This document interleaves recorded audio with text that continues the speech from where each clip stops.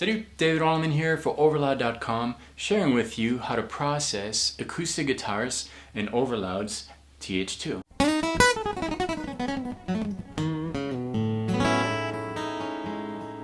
The first thing we're going to do in our rig is add a compressor. The compressor is going to thicken the sound, it's going to give it a richer tone, and it's going to enhance all the frequencies that you get naturally in the acoustic guitar.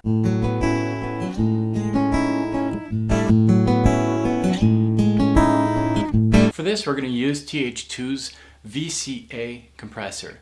This is a really high quality studio compressor. A typical setting for an acoustic guitar would be to set the tack quite low. For this, I'm about 1/4. Increase the drive if you want to enhance the effect. For this setting, my drive is about 1/3. We're then going to add a chorus.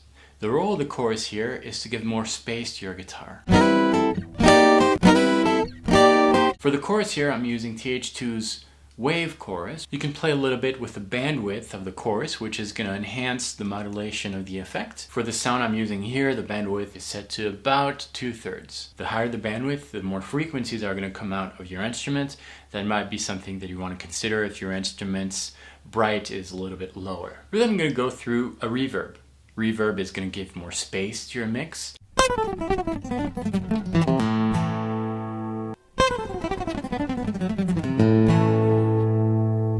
For this, I'm using a plate reverb. The plate reverb is going to spread the attack of the notes more naturally, giving you a smoother sound, more natural sound, which is what we're looking for acoustic instruments. After these three effects, you might want to consider adding a digital delay, which is going to personalize your sound a little bit more.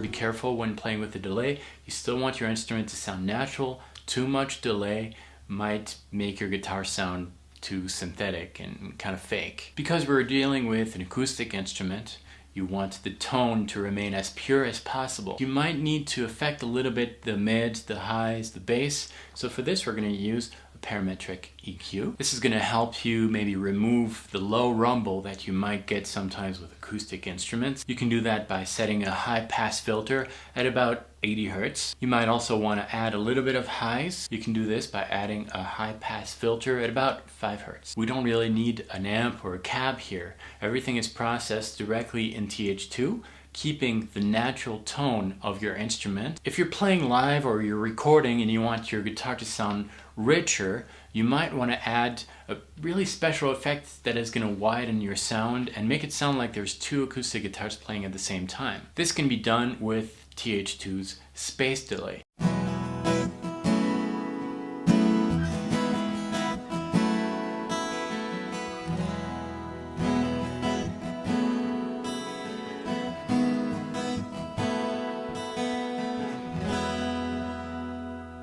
You want to add the space delay at the very end of your chain because you want to double exactly the guitar that you have, including the effects that we previously mentioned. Because we're dealing with a delay, the sound you're playing is going to be repeated. That means that we have to have a time factor.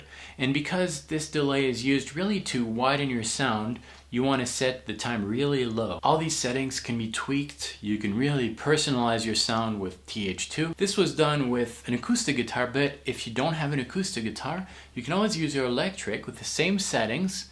The only difference is that at the beginning of your chain, we're going to add an Acoustic Simulator, which is going to kind of transform the sound of your electric pickups to sound more natural, just like an acoustic guitar.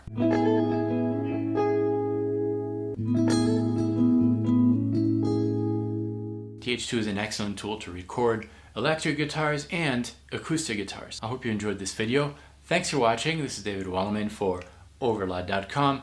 I'll see you next time, and until then, salut!